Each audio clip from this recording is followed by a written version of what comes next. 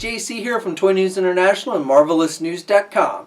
And for today's video, I've got a few things I want to go over. So first of all, I'm going to give the official announcement to the 15,000 subscriber contest that we did the other week, where basically I had you chime in and tell me if you were Team Cap or Team Iron Man in my non-spoiler Captain America Civil War video review.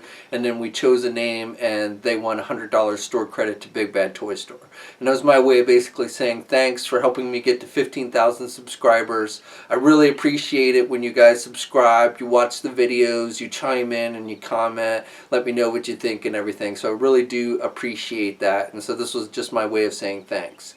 And so I contacted the winner last week. I was going to try and get a video up to officially announce it last week, but I got a little delayed. So here it is. And the winner is, and I hope I don't butcher the name too badly here, but Kurda Fitzgerald. He's the one that we picked and won the $100 store credit. Again, he's been contacted. He's claimed his prize. So congratulations to him, and thanks to everybody for checking out that video and chiming in. And I'm going to try, we're already over 16,000 subscribers and should probably be hitting 20,000 within a couple weeks, I hope. So I'll probably do another contest when we break the 20,000 mark. So stay tuned for that. Okay, so moving on, last week I got a chance to see an advanced screening of X-Men Apocalypse, and I'm not going to spend too much time on this, but I just want to share some of my brief thoughts. These are non-spoiler thoughts. The movie comes out this Friday, so I don't want to ruin it. But basically, I wanted to tell you that I thought the movie was only okay. So it wasn't a great movie. It certainly, compared to Captain America Civil War, that movie is 10 times better. And really, I think it's probably not very good that this movie's opening so close to that one, because people are going to have that fresh in their mind, and then they're going to go see this movie and think it's worse than it actually is. So again, it's not a horrible movie. It's certainly not as bad as X-Men 3, which this movie actually pokes a little fun at in one of the sequences. Again, I won't give it away to spoilers, but they actually make a little bit of fun of X-Men 3 in this movie. But it's not great either. It's not as good as Days of Future Past, and probably not even as good as First Class. So right off the bat, one of the big hang-ups I have, and if you've watched the previous two X-Men movies, this probably won't be that big a deal to you, but I just don't like how they rewrite many of the X-Men Origins characters in this movie, and it just kind of they seem like to exemplify that in this movie. Again, it's kind of things that were first established in First Class, changing like the original X-Men and things like that. But again, it just to me kind of is hard to get used to, especially when they're doing things like making kind of like Mystique the hero of the movie and stuff. I know Jennifer Lawrence is a big name star now and everything, so I understand from that point of view of wanting to make her the focus of the movie, but just, the Mystique character, it just doesn't really fit in my opinion. I also didn't really like Apocalypse that much. I mean, he was okay, but really compared to what you read in the comics and stuff, I didn't think it was pulled off very well. No suspense to the character. The way they kind of came up with his power seemed to me was kind of a little wonky. So I grew up reading the comics in the 90s with X Factor and the first appearance of Apocalypse and the Four Horsemen and the Fall of the Mutants and everything, and there was just no real elements of that in this movie at all. So again, I just really didn't think I think they could have done a better job with that. And I also just think the special effects as far as Apocalypse were not very good. You see it in the trailer, so nothing you haven't seen, but that is basically what you get in the movie. Also didn't really like Psylocke and Angel. They were just kind of there. They really had no real purpose. Definitely didn't strike you as four horsemen. It was just kind of like these are the henchmen of Apocalypse. So I didn't think they did a very good job with that either. There were some scenes I did like. There's a scene with a certain feral mutant which you get teased in the trailer, and I thought they did a really good job with that one, and kind of sets things up for the future. And then the very end, there's some images apparently floating out there that show you what I'm talking about, but I'm not going to spoil it just in case you haven't seen those. I hadn't seen those images when I saw the screening, and so it was kind of a surprise, and I did like it. But there's definitely something at the very end of the movie that gives you kind of hope that at least in the next movie things will be better. As it is, like I said, I give the movie about a C. Oh, and my screening, there was no after-credit scene. I have heard that there are rumors that there is supposed to be one, and sometimes on the advanced screenings they do withhold those things. So if there is an after-credit screen, I don't know what it is. It was not played in my screening. And so I can't confirm or deny if there is an actual after credit screening or not. Stan Lee does have a brief cameo. It's kind of one of the weaker cameos that he's done. He's just, again, kind of there. And I like Cyclops, and I like Jean Grey for the most part, and I like Nightcrawler. So I thought they did pretty good jobs. Professor X, Magneto, pretty much continue on from what we've already seen established in the last two movies, which is what this movie does. Essentially, this movie kind of, continues on from that timeline of what we saw in Days of Future Past, and pretty much, as far as I can tell, the previous movies and like even the Wolverine movies and stuff, I guess, don't really exist anymore. So those timelines have kind of been wiped out going forward. So it'll be interesting to see how they kind of fit the next Wolverine movie, which I believe they started production on, how that's going to fit in. Because from what I can tell, like I said, pretty much this movie and Deadpool kind of basically, nullifies anything we saw in the previous two Wolverine movies. So be interested to see how that goes forward. So anyway, like I said, C grade on that, and again, there's enough. If you've enjoyed the last couple X-Men movies, there's probably enough there that you'll still enjoy with this one, but especially if you're comparing it to like Civil War, you're not going to think it's a great movie. So finally, I've got some Q&A questions from you guys. In the future, if you guys want to send in questions, you can do it on the P.O. Box, especially also artwork. I've got a piece of artwork I want to show you today, and so if you've got some artwork you'd like to for me to show off, then feel free to send it to the P.O. Box. I have that in the video description. You can also contact me via Facebook and my Twitter pages. If you're not already, please follow me there, and I'll have links to those in the video description as well.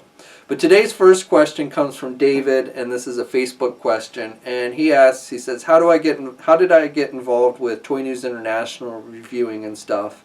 And I would really like to get into toy reviews, either writing reviews or doing a YouTube channel. So I responded back to David, but I just wanted to kind of read his question and give the answer to everybody. So first of all, Toy News International, if you don't know, is actually my site. I created it about 16 years ago, if you can believe it. It's been a long time. And I knock on wood every day, because if you'd asked me 16 years ago, would I still be doing this, I would say no. So I'm really lucky that I'm able to still do this, and hopefully I can keep doing it for at least another 16 years. But again, Toy News International is the site I started myself, and toy reviews is just one aspect of that. But I would say if you're really thinking about getting into doing toy reviews, first of all, there's a couple things you have to keep in mind. So first of all, you have to realize that toys, action figure collecting is kind of a small niche in its own right. I know a lot of collectors don't realize it because, it's what they're passionate about. But if you really look at the overall scheme of things, it is a very small niche. So you have to be prepared for that. Second of all, you have to be prepared that anything that you do is not going to be likely, I won't say 100%, but I've never seen it. It's not going to be an instant success. It takes a lot of time. Like I said, I've been doing this for 16 years. Most of the big YouTube toy reviewers out there that have, over 100, 200,000 subscribers, they've been doing it for years, 7, 8, 10 years, if not longer. So you have to be willing to put in the time if you're going to do it. It's not just going to be something you start doing and everyone starts watching your videos or reading reviews and stuff overnight.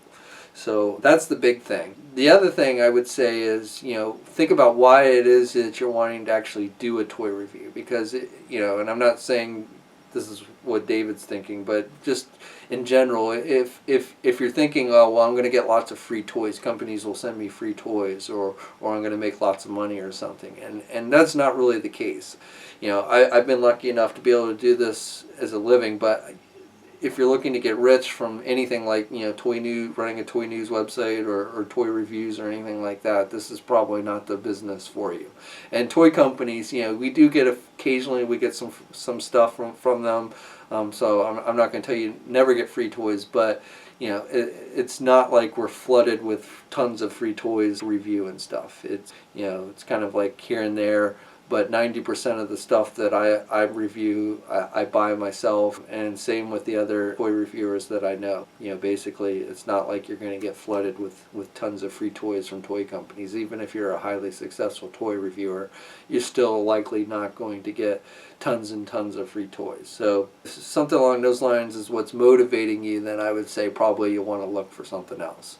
But if you're passionate about it, something you just love to do, you think it's fun and what have you, then I think anybody can do it if they're willing to put in the time, they're willing to learn. With the YouTube videos, a lot of it is lighting. It's very hard. It doesn't seem like it, but it's very hard to get good lighting on a video review so that you can get good images of the stuff. So things like that is really kind of difficult. And then you got to learn how to edit and things like that. I would say writing and doing videos is a good thing. I especially more and more these days, I'm looking for people who can do video reviews and can write, because I've got people on the site who don't go to YouTube and they watch, they want to read reviews at work, and and we won't talk about people goofing off at work looking at websites, but it is just a reality that at their lunch break or whatever, they go online and but they can't really watch a loud video, so they want to be able to see the pictures and they want to read read the reviews. So I would say try and do both. If you prefer one or the other, if you like to write, then that's probably what you should go with, or if you like to talk, then that's what you should go with. But if you can do both, I think that's the optimal way of doing it. So I hope that answers your question, David, and anyone else who's thinking about wanting to get into toy reviews. Next question. Now this is artwork. Again, I love seeing artwork, so if you guys, I used to try and draw a lot when I was a kid. Not very good, but I would always try and draw my favorite comic book characters and stuff. So if you guys have artwork, even if you don't think it's great, I still love to see it. So please send it into the P.O. Box. But this is some artwork of my favorite character, U.S. Agent, and it's by Hoffling. And I scanned it so I could show it to you online. So let's see. And there we go. So definitely very cool looking. Love the colors. So, like I said, please send in artwork if you have it to the P.O. Box. I would definitely love to see that. Okay, so finally, last question comes from Galvatron X, and he asks, let's see, he says, I love the channel and wanted to ask if you knew when the X-Men Legends figures will be released. So this is a question I get all the time, and not just specifically with the X-Men Legends, but when asking me when stuff's going to be released. And I don't really have any specific dates. Most toys don't go run like that. Some of the smaller stuff that goes out to specialty shops, you can get a little more firm on the release date, but especially like the big companies like Hasbro, Mattel, they don't release dates. And even when they do give you like a general idea, like say, oh, these will be out in June or something, oftentimes it changes. Things get delayed or what have you. So it really comes down to when they start to show up, that's when we know they're out. I wish there was a better system to it, but there really isn't. So I don't have a specific release date on the X-Men Legends. I really don't have any real release date other than when I talked to the folks at Hasbro during Toy Fair back in February. The impression I got was that we would probably be seeing these before San Diego Comic-Con, which is in July. So hopefully we will see them before July, which is only about 2 months away. Hopefully soon is basically what it comes down to. But I really don't have any kind of specific release date, as I don't with most stuff. I did see a report today. It looks like the 3-pack, the Marvel Legend 3-pack with the Sam Wilson Captain America is starting to hit Toys R Us shelves now. So if that's something you're interested in getting, you might want to start checking your Toys R Us stores for that. So hope that answers the question as best as I can, unfortunately. But again, like I said, don't really ever get specific release dates like that for these things. So that'll wrap it up this time. I'm going to try and do something like this on a semi-weekly basis, especially if you guys start sending in more letters and questions and artwork and stuff to show off. So, again, please do that. Please hit up the P.O. Box. Please hit up me on Facebook and or Twitter. I love to hear from you guys. I really appreciate you subscribing to the channel and checking out the videos. It's great that I've hit 15,000 subscribers and hope to be up at 20,000 here pretty soon.